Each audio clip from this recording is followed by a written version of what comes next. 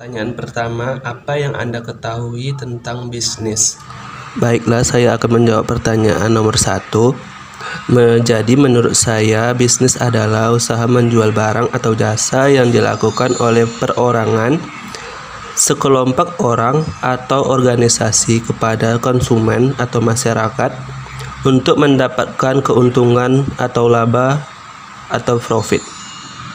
Mengapa pentingnya menganalisa proses bisnis? Jawaban nomor 2, karena menganalisa proses bisnis berarti seseorang itu mempelajari dan memahami bagaimana aktivitas dan fungsi dari proses bisnis dapat berjalan sesuai dengan tujuan suatu organisasi atau perusahaan.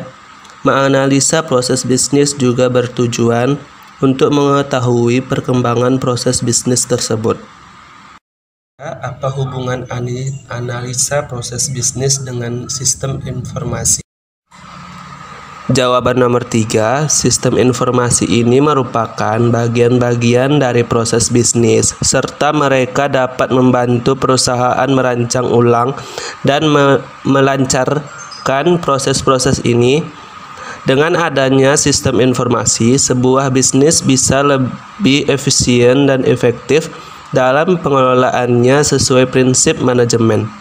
4. Apa saja komponen-komponen yang sangat penting dalam suatu bisnis?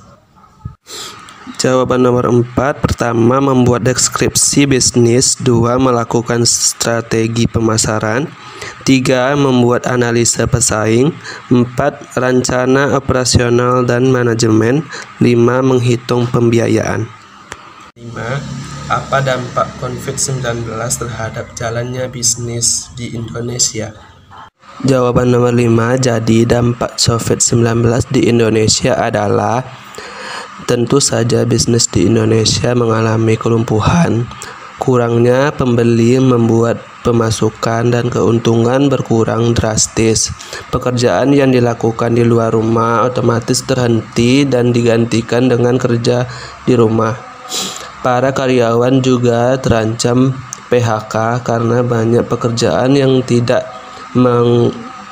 memungkinkan dikerjakan di rumah, serta PHK dilakukan karena kurangnya pembeli.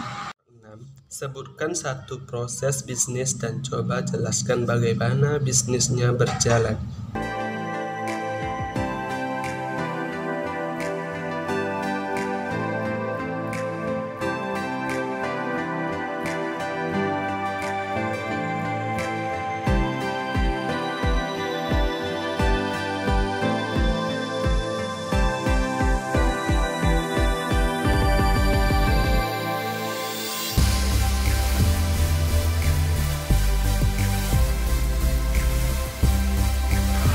Jawaban nomor 6, contoh proses bisnis penjualan online.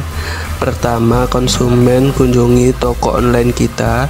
Kedua, konsumen temukan barang dan lakukan transaksi pembayaran. Ketiga, proses verifikasi transaksi pembayaran konsumen. Keempat, proses pengiriman barang ke konsumen. Kelima, adanya repair order.